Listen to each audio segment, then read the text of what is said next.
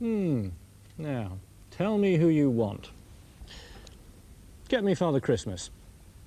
Father Christmas is still in New York. Do you still want him? Yes, please. Thank you. This is a home computer. It's been programmed to recognise certain phrases and then to dial out a telephone number associated with that phrase. In its memory, the phrase Father Christmas is linked with a telephone number which plays a message from Santa.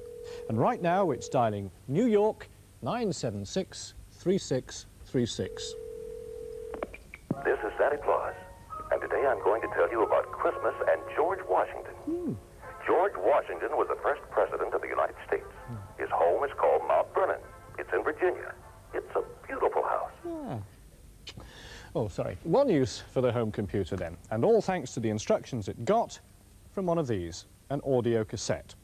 And that's how the vast majority of the 250,000+ home computers are programmed to do whatever you want.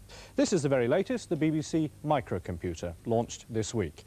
This one has been programmed by this cassette, so you can draw with it, in this case, your own graphics.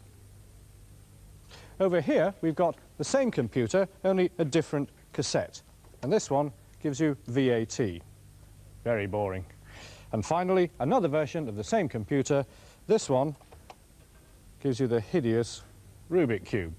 OK, now the coded instructions on those cassettes are quite complicated, but they can be reduced to a series of bleeps. So, in theory, it ought to be possible to broadcast a computer program. And we're going to try it. So, if you're one of the 250,000 people with a home computer like this one, or one like this, then you'll be able to join in. Now, those are two of the most popular. It may well work with other makes, so if you've got one, do try it. On this tape, we've recorded a program, and we've used a professional tape recorder rather than a cassette to ensure the very highest quality. And there are two ways for you to record it at home. Ideally, you should use a direct connection from the audio outlet of your television, which will be marked either earphone or hi-fi. And it should be connected to the input of your cassette recorder. Well, that's the best way. But if your television doesn't have an audio outlet, you can try using the microphone. But you must keep absolutely quiet, in fact, total silence. Keep the microphone about 9 inches from the loudspeaker. And a very strong warning at this point, if your set doesn't have an audio outlet, do not try to make a direct connection to the loudspeaker, whatever you do. It could be very dangerous. Now, some sets will turn off the speaker when you plug in the lead, so keep an eye on the screen for a message to tell you when to stop recording. OK, Kieran, ready? You're ready. Right. Well, get ready at home then, because we're about to try it. So, Sue and everyone at home, start recording now.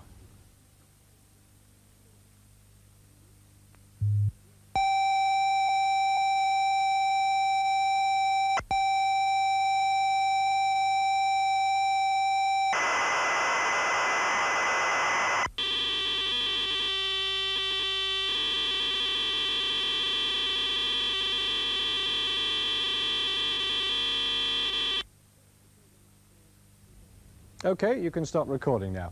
Now, while Sue checks whether it's worked on our set here in the studio, oh, and you needn't try it till after the programme, a couple of tips. First, the programme is called TW. If your computer then requires a name to save a programme, use load TW. Otherwise, just use the word load. And secondly, if it doesn't work at first, well, try different volume settings. But you might be wondering, why this experiment at all? Well, it could be used to broadcast local shopping, Best Buys, or save travel information. It's quick, at the speed of light, in fact, and it's very cheap. OK, Kieran, I've got it loaded up. I'm not sure what's going to happen here. Have we got a result? Well, it says a few things on the screen. Let's try and run it. Ah, well, I've obviously made an error here. It says error, but it's even misspelt that. Oh, dear. And it hasn't even got your name on it? No, it should have my name, but normally, I know that this particular one has got even more on it, hasn't it? Oh, well, never mind. We know it's worked earlier today. Of course, this was the first ever live attempt, so perhaps we might have another crack at it later. In the meantime, perhaps I ought to draw your attention to the BBC's CFAX system. Right. What you should have got. If you continued by typing Y and then return, you should have seen your name added to the Tomorrow's World credits. Here they come, and the final name. If you used a computer like this one, then you would have received a simplified version. As you no doubt remember, I had problems in the studio last week, but judging by all your letters, thousands of people were successful. And the overwhelming message was, it worked.